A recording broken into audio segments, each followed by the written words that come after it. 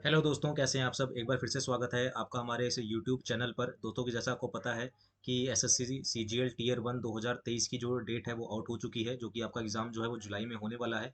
तो उसके लिए हम जीके के जितने भी प्रीवियस ईयर क्वेश्चंस हैं, जितने भी प्रीवियस ईयर क्वेश्चंस हैं, सभी के सभी आपके लिए इस वीडियो में लेके आने वाले हैं। तो डे बाय डे ये वीडियो चलती रहेगी, जिसमें आपके डे बाय डे आपके जीके क्वेश्चन जो है 25-25 क्वेश्चन करके कवर होते रहेंगे। तो एसएससी सीजीएल टीयर 1 के जितने भी क्वेश्चन अब तक हो चुके हैं, जितने भी पेपर हो चुके हैं, उन सब के जीके के प्रीवियस ईयर क्वेश्चन हम आपके साथ यहाँ पर कवर करेंगे। आपके एग्जाम तक आपकी जीके बहुत स्ट्रांग हो जाएगी। तो वीडियो को एंड तक आपने जरूर देखना है और सभी के सभी क्वेश्चन को खुद भी अटेम्प्ट करना है। जितने भी क्वेश्चन आपको करवाए जाएंगे ये सारे के सारे प्रीवियस ईयर रहने वाले हैं। जैसे कि आपको सामने एक स्क्रीन पर दिखाई दे रहा है, तो जो ये आज के जो हम क्वेश्चन करने वाले हैं, ये जो पेपर था ये 12 अप्रैल 2022 का शिफ्ट 3 का पेपर के हम क्वेश्चन करने वाले हैं। इसी तरीके से प्रीवियस ईयर में जितने भी क्वेश्चन हो चुके हैं उन सब के हम क्वेश्चन को अटेम्प्ट करेंगे। तो एट एंड तक आपने वीडियो को देखना है, पसंद आए तो लाइक शेयर और चैनल को सब्सक्राइब करना है जरूर। ठीक है, तो ज़्यादा टाइम वेस्ट ना करते शुरू करते हैं आज का सेशन। तो ये डे 1 है।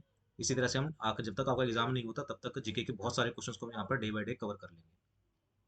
तो पहले क्वेश्चन पे आते हैं। कह रहा है कि डैश एक कर प्रणाली है जो कम आय वाले लोगों की तुलना में उच्च आय वाले लोगों से आय का अधिक हिस्सा एकत्र करती है। आपको बताना है कि इनमें से कौन सा एक टैक्स सिस्टम है that collect a greater share of income from those who high income that from the those with lower income. तो कौन सी प्रणाली है वो। तो इसका सही आंसर क्या हो जाएगा। ऑप्शन नंबर डी हो जाएगा, प्रोग्रेसिव टैक्स, यानी कि आरोही कर जिसे कहते हैं। आरोही कर एक प्रणाली होती है जो कम आय वाले लोगों की तुलना में उच्च आय वाले लोगों से आय का अधिक हिस्सा जो है वो एकत्र करती है। अगले क्वेश्चन पे आते हैं। नेक्स्ट क्वेश्चन में कहता है कि उड़ीसा में प्रचलित कथा गीत गायन का एक रूप है। उड़ीसा में प्रचलित dash is the form of ballot singing prevalent इन उड़ीसा। तो डैश उड़ीसा में प्रचलित गाथा गीत गायन का एक रूप है। कौन किसका। कजरी, दस्कतिया, पोवाड़ा या फिर सोहर। तो इसका सही आंसर क्या हो जाएगा। ऑप्शन नंबर बी, दस्कथिया। दस्कथिया उड़ीसा में प्रचलित गाथा गीत गायन का एक रूप है। ऑप्शन नंबर बी करेक्ट हो जाएगा। दोस्तों ये सभी के सभी क्वेश्चन जो होंगे ये एसएससी सीजीएल के क्वेश्चन होंगे, जो कि प्रीवियस ईयर में पूछे गए। जैसे कि जनवरी 2021 में वित्त मंत्रालय द्वारा घोषित किया गया था, सितंबर 2020 के अंत में सकल घरेलू उत्पाद के अनुपात के रूप में बाहरी ऋण डैश पर था। तो an announcement by the finance of ministry of finance in January 2021 external डेब्ट as a ratio to GDP stood at dash at the end of September 2020। तो जैसा कि जनवरी 2021 में वित्त मंत्रालय द्वारा घोषित किया गया था, सितंबर 2020 के अंत में सकल घरेलू उत्पाद के अनुपात के रूप में बाहरी ऋण कितना प्रतिशत था। तो इसका सही आंसर क्या हो जाएगा। Option number A 21.6%। Next question पे आते हैं। नेक्स्ट क्वेश्चन में कहता है कि निम्नलिखित में से क्या मवेशियों की एक स्वदेशी डेयरी नस्ल है। विच of the following is an indigenous dairy breed of cattle. स्वदेशी डेयरी नस्ल जो है मवेशियों की एक स्वदेशी डेयरी नस्ल है, तो कौन सी है वो। इसका सही आंसर हो जाएगा लाल सिंधी। लाल सिंधी जो है वो मवेशियों की एक स्वदेशी डेयरी नस्ल है। आगे बात करते हैं। नेक्स्ट क्वेश्चन पे आते हैं। कहता है कि भारतीय राष्ट्रीय कांग्रेस के निम्नलिखित में से किस अधिवेशन में जॉर्ज यूल 1888 में अध्यक्ष बने थे। तो कांग्रेस के कौन सा अधिवेशन था जिसमें जॉर्ज यूल 1888 में अध्यक्ष बने थे। तो वो कौन सा अधिवेशन था। वो था ऑप्शन नंबर बी, इलाहाबाद अधिवेशन। तो इलाहाबाद अधिवेशन जो कि 1888 में हुआ था, इसमें अध्यक्ष कौन बने थे। जॉर्ज यूल बने थे। अगले क्वेश्चन पे आते हैं। कहता है कि डैश संविधान। अगले क्वेश्चन पे आते हैं। कह रहा है कि डैश संविधान संशोधन अधिनियम ने पंचायती राज संस्थाओं को संवैधानिक दर्जा दिया। तो कौन सा संवैधानिक संशोधन था जिसमें पंचायती राज संस्थाओं को संवैधानिक दर्जा मिला था। तो वो था ऑप्शन नंबर बी, इसका आंसर हो जाएगा 73वां संविधान संशोधन था जिसमें पंचायती राज संस्थाओं को संवैधानिक दर्जा दिया गया था। ऑप्शन नंबर बी करेक्ट हो जाएगा। अगले क्वेश्चन पे आते हैं। अगले क्वेश्चन में कहता है कि न्यायालयों की अवमानना अधिनियम को, न्यायालयों की अवमानना को दंडित करने और उनके संबंध में उनकी प्रक्रिया को विनियमित करने के लिए कुछ न्यायालयों की शक्तियों को परिभाषित करने और सीमित करने के लिए परिपालित पारित किया गया था। निम्नलिखित में से किस वर्ष में अधिनियम पारित किया गया। तो कौन से वर्ष में यह अधिनियम आया था। यह आया था ऑप्शन नंबर ए 1971 में। अगले क्वेश्चन की ओर बढ़ते हैं। अगले क्वेश्चन में कहता है कि यूरिया आमतौर पर इस्तेमाल किए जाने वाला नाइट्रोजन आधारित उर्वरक है। अमोनिया और डैश के बीच अभिक्रिया द्वारा तैयार किया जाता है। तो यूरिया आपको पूछ रहा है कि कैसे तैयार किया जाता है। अमोनिया और किसके बीच अभिक्रिया करके यूरिया को तैयार किया जाता है। तो इसका सही आंसर हो जाएगा। तो अमोनिया और कार्बन डाइऑक्साइड के बीच क्या की जाती है, अभिक्रिया की जाती है, तब जाके क्या तैयार होता है, यूरिया तैयार होता है, जो कि नाइट्रोजन आधारित उर्वरक है। ऑप्शन नंबर ए आंसर हो जाएगा। अगले क्वेश्चन पे आते हैं। कहता है कि एक सींग वाले बड़े गैंडे को वन्यजीव संरक्षण अधिनियम 1972 की अनुसूची डैश के तहत सूचीबद्ध किया गया था? The greater one horn rhino is listed under the schedule of dash of the wild life protection act 1972।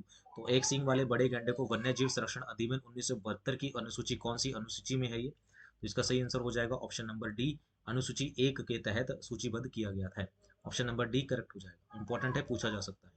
अगले क्वेश्चन में आते हैं। कहता है कि भारत सरकार ने डैश से टीका उत्सव नामक एक टीकाकरण कार्यक्रम आयोजित किया है। तो भारत सरकार ने कब टीका उत्सव नामक कार्यक्रम जो था वो शुरू किया था? तो ये शुरू किया था 11 से 14 अप्रैल 2021 तक। तो 11 अप्रैल से 14 अप्रैल 2021 के बीच में टीकाकरण उत्सव जो था वो मनाया गया था। आगे कहते हैं नेक्स्ट क्वेश्चन पे। नेक्स्ट क्वेश्चन में कहता है कि आपको भारत के किस राज्य में ती तीई पर्वत मिलेगा? तो आपको बताना है कि in which of the following state you found mount तीई। तो ये तीई पर्वत कहाँ पर मिलेगा? तो ये मिलेगा आपका ऑप्शन नंबर डी, नागालैंड में। ऑप्शन नंबर डी इसका आंसर हो जाएगा। अगले क्वेश्चन पे आते हैं। अगले क्वेश्चन में कहता है कि निम्नलिखित में से किस नदी को व्यथ भी कहा जाता है? तो ध्यान देंगे यहाँ पर क्या नाम है, व्यथ। तो निम्नलिखित में से किस नदी को व्यथ भी कहा जाता है? झेलम, जास्कर, तावी या फिर श्योक? तो इसका सही आंसर हो जाएगा झेलम। तो झेलम नदी को व्यथ भी कहा जाता है, ऑप्शन नंबर बी करेक्ट हो जाएगा।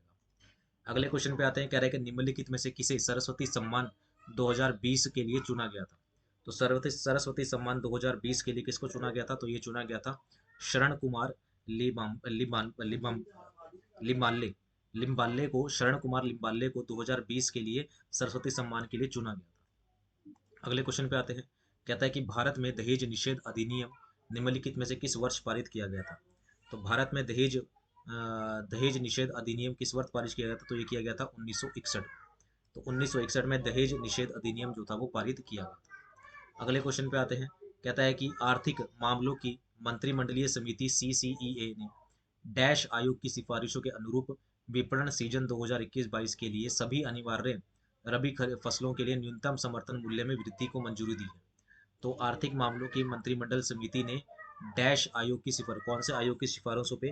तो कौन से आयोग था वो? तो किसकी आयोग की? स्वामीनाथन आयोग की सिफारिश पे, सिफारिशों के अनुरूप विपणन सीजन 2021-22 के लिए सभी अनिवार्य रबी फसलों के लिए न्यूनतम समर्थन मूल्य में वृद्धि को मंजूरी दी है। अगले क्वेश्चन पे आते हैं।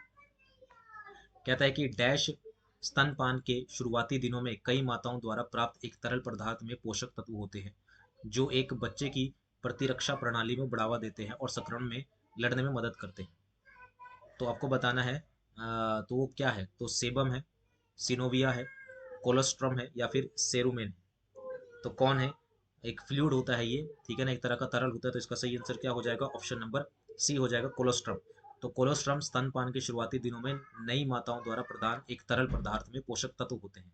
तो पोषक तत्व का नाम क्या है? कोलोस्ट्रम है। ऑप्शन नंबर सी इसका आंसर हो जाएगा। अगले क्वेश्चन पे आते हैं। डायरेक्ट कहता है कि झारखंड में कृषि के आदिम रूप को कहा जाता है। कृषि के आदिम रूप को क्या कहा जाता है झारखंड में? तो झारखंड में कृषि के आदिम रूप को कुरुआ कहा जाता है। ऑप्शन नंबर ए इसका आंसर हो जाएगा। दोस्तों ये सीजीएल के एसएससी सीजीएल के प्रीवियस ईयर क्वेश्चन है, ठीक है ना, जो कि ये जो क्वेश्चन अभी हम कर रहे हैं ये 12 अप्रैल 2022 शिफ्ट 3 का पेपर के जीके क्वेश्चन है।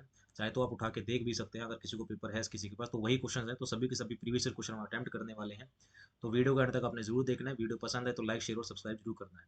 ये आपके MTS होगा या फिर जिसमें जीके पूछी जाती है उन सबके लिए इंपॉर्टेंट है, चाहे वो CHSL हो, फेज 11 का एग्जाम हो, किसी के लिए भी हो, तो सबके लिए इंपॉर्टेंट रहने वाला है। आगे बढ़ते हैं, नेक्स्ट क्वेश्चन पे आते हैं। कह रहे हैं कि 2020 USA ओपन पुरुष चैंपियनशिप में विजेता डोमिनिक थियम किस देश का प्रतिनिधित्व करते हैं? तो 2020 US ओपन पुरुष चैंपियनशिप में विजेता विजेता का नाम क्या है? Dominic Thiem. डोमिनिक थियम किस देश का प्रतिनिधित्व करते हैं? तो ये किसका करते हैं? ऑप्शन नंबर थर्ड इसका आंसर हो जाएगा, ऑस्ट्रिया का। तो ये कौन से देश से हैं? ऑस्ट्रिया से हैं। अगले क्वेश्चन की ओर आते हैं। कहता है कि भाजा गुफाएं डैश में स्थित हैं। कहाँ पर है भाजा गुफाएं? तो भाजा गुफाएं कहाँ पर है? ये है ऑप्शन नंबर बी, महाराष्ट्र में है। कौन सी? भाजा गुफाएं। अगले क्वेश्चन पे आते हैं। कहता है कि निम्नलिखित में से किस वर्ष में सविनय अवज्ञा अभियान पूरी तरह समाप्त हो गया था? तो सविनय अवज्ञा अभियान जो था वो पूरी तरीके से समाप्त कब हुआ था? तो इसका सही आंसर क्या हो जाएगा? ऑप्शन नंबर बी, 1934 में। और ये स्टार्ट कब हुआ था? ये स्टार्ट हुआ था 12 मार्च 1930 को ये स्टार्ट हुआ था। गांधी जी के द्वारा स्टार्ट किया गया था सिविल डिसोबीडियंस मूवमेंट। और ये समाप्त कब हुआ था? पूरी तरीके से 1934 में ये समाप्त हो गया था। अगले क्वेश्चन की ओर बढ़ते हैं। कह रहा है कि सोना और तांबा पीले प्रकाश को छोड़कर डैश और बैंगनी प्रकाश में को अवशोषित करता है। तो सोना और तांबा पीले प्रकाश को छोड़कर डैश और बैंगनी प्रकाश को अवशोषित करता है किसको? तो इसका सही आंसर क्या हो जाएगा? ऑप्शन नंबर बी हो जाएगा, नीले और बैंगनी प्रकाश को क्या करता है? अवशोषित करता है। अगले क्वेश्चन की ओर आते हैं। नेक्स्ट क्वेश्चन में कहता है, कह रहा है कि संयुक्त राष्ट्र के सतत विकास लक्ष्य 6 का लक्ष्य डैश है। तो इस संयुक्त राष्ट्र यानी कि the UN sustainable development goal 6 aims to, तो इस संयुक्त राष्ट्र के सतत विकास लक्ष्य 6 का लक्ष्य क्या है? तो इसका सही आंसर क्या हो जाएगा? इसका सही आंसर हो जाएगा ऑप्शन नंबर बी, सभी के लिए पानी और स्वच्छता की उपलब्धता और टिकाऊ प्रबंधन सुनिश्चित करना। ऑप्शन नंबर बी इसका आंसर हो जाएगा। अगले क्वेश्चन की ओर आते हैं। कह रहा है कि राजा ललितादित्य मुक्तपिदा ने डैश पर शासन किया। तो राजा ललितादित्य मुक्तपिदा ने डैश किस पर राज्य किया था? ठीक है ना, तो राजा ललितादित्य मुक्तापिदा रूलर किसके ऊपर इन्होंने रूल किया था? तो ऑप्शन नंबर डी, कश्मीर के ऊपर इन्होंने शासन किया था। ऑप्शन नंबर डी करेक्ट हो जाएगा। अगले क्वेश्चन की ओर आते हैं। कह रहे हैं निम्नलिखित में से कौन अप्रैल 2021 तक भारत के सबसे लंबे समय तक रहने वाले प्रधानमंत्री थे? तो कौन अप्रैल 2021 तक भारत के सबसे लंबे समय तक रहने वाले प्रधानमंत्री थे? वो कौन थे? वो थे ऑप्शन नंबर कौन? ए जवाहरलाल नेहरू। तो जवाहरलाल नेहरू जो थे वो अप्रैल 2021 तक भारत के सबसे लंबे समय तक प्रधानमंत्री रहने वाले क्या थे? प्रधानमंत्री थे। ठीक है। और इनको क्या कहा जाता था? इनको चाचा नेहरू के नाम से भी जाना जाता था। आगे बात करते हैं, नेक्स्ट क्वेश्चन पे आते हैं। नेक्स्ट क्वेश्चन में कहता है कि निम्नलिखित में से किस खेल को एक प्रतिस्पर्धा खेल के रूप में विकसित करने के लिए खेलो इंडिया यूथ गेम 2021 में शामिल किया गया था? तो कौन से खेल को शामिल किया गया था 2021 में खेलो इंडिया यूथ गेम्स में? तो इसको किसको शामिल किया गया था? योगासन। योगासन को खेलो इंडिया यूथ गेम 2021 में शामिल किया गया था। किस लिए? खेल को एक प्रतिस्पर्धी के खेल के रूप में विकसित करने के लिए। तो दोस्तों ये थे हमारे पास एसएससी सीजीएल के प्रीवियस ईयर क्वेश्चन, जो कि आपके एसएससी फेज 11 चाहे एमटीएस हो या फिर सीएचएसएल हो या फिर कोई भी वनडे गवर्नमेंट एग्जाम है जिसमें जीके पूछी जाती है उसके लिए इंपॉर्टेंट है। तो उम्मीद है क्वेश्चन आपको अच्छे लगे होंगे, वीडियो पसंद आई होगी, तो चैनल को सब्सक्राइब करना मत भूलिएगा और लाइक जरूर कीजिएगा चैनल इसी तरह की और इंपॉर्टेंट वीडियोज़ के लिए। तो ये मिलते हैं इसी तरह के अगले पार्ट में, अभी के लिए इतना ही। धन्यवाद। Thank you. Thank you.